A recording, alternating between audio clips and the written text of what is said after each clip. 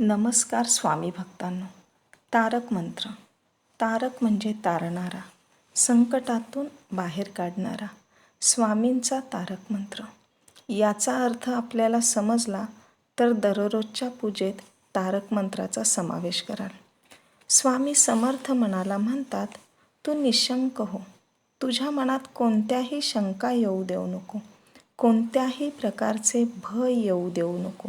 स्वामींचे प्रचंड बळ तुझ्या पाठीशी आहे.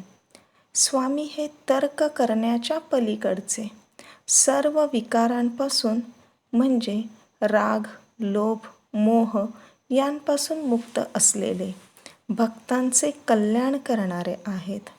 भक्ताने त्यांचे स्मरण केल्यास त्याच्या जवळ येतात. अशक्य गोष्टीही शक्य करण्याची ताकद या स्वामी मंत्रात आहे. जिथे जिथे स्वामींचे नामस्मरण केले जाते तिथे कशाचीही कमी नसते. नशीब घडविण्याची किमया या तारक मंत्रात आहे, स्वामींच्या नामात आहे.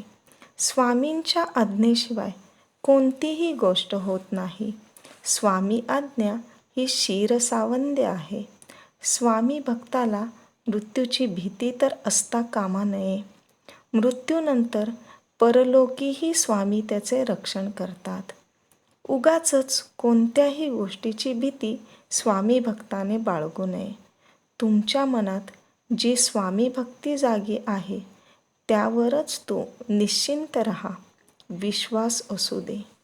जन्ममृत्यूचे चक्र तर चालू आहेच, पण ब्रह्मांडाची सूत्रे ज्याच्या हातात आहे त्या स्वामींचा तू बाळ म्हणजे भक्त आहेस. त्यामुळे तुला घाबरण्याची भीती नाही.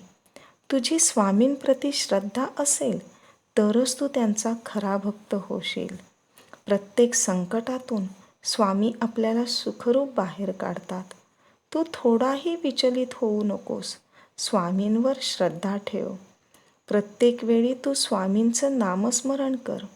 विभूती, नामस्मरण, ध्यान हे तीर्थासारखे आहे. मन प्रसन्न करणारं आहे. स्वामी या ब्रह्मांडात, विश्वात, पंचप्राणात, भक्ताच्या प्रत्येक श्वासात आहेत. तू स्वतःच स्वामींची प्रचिती घे. तारक मंत्राच्या अनुभवाने ही प्रचिती तुला येईल. ज्या भक्तांचा हात स्वामींनी धरलेला आहे त्यांना स्वामी कधीही एकटे सोडत नाहीत. श्री स्वामी समर्थ. जय जय स्वामी समर्थ.